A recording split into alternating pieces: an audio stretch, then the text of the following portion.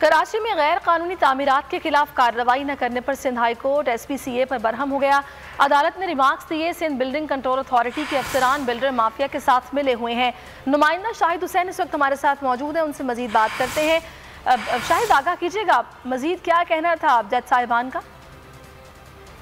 जी बिल्कुल, कराची में तामीरात, गैर कानूनी तामीरात के साथ साथ तजावज़ात की भरमार है। मुख्तलिफ मुकदमात में अदालत की जानिब से जो सिंध बिल्डिंग कंट्रोल अथॉरिटी उनको नोटिस के बावजूद गैर कानूनी इमारतों को मसमार करने के हुक्म के बावजूद अमल दरामद न होने पर सिंध हाई कोर्ट का जो 2 रुकनी बेंच है जिसमें जस्टिस हसन अजहर रिजवी जो है वो सरबराही कर रहे हैं, उन्होंने आज सिंध बिल्डिंग कंट्रोल अथॉरिटी और दीगर जो हुक्काम है उन पर सख्त बरहमी का इजहार किया और रिमार्क्स में कहा है कि ऐसा लगता है कि सिंध बिल्डिंग कंट्रोल अथॉरिटी जो है गैर कानूनी जो इमारतें तामीर करने वाले बिल्डर्स माफिया हैं उनके साथ मिली हुई है। उन्होंने रिमार्क्स में कहा है कि जिस तरह गोली मार, गुलबहार और दीगर जो इलाके हैं वहाँ पर छोटी छोटी गलियों में जहाँ पर रास्ते नहीं है जाने के, वहाँ पर तामीरात की भरमार है, लेकिन जब तक इमारत मुकम्मल नहीं हो जाती तब तक जो है सिंध बिल्डिंग कंट्रोल अथॉरिटी मुतल्लिका इमारत के खिलाफ कार्रवाई नहीं करती। जस्टिस हसन अजहर रिजवी ने यह भी अपने रिमार्क्स में कहा कि जो बड़ी बड़ी गाड़ियाँ जो के अंदर जाने से कतराते हैं कि ठीक है, बहुत शुक्रिया शाहिद।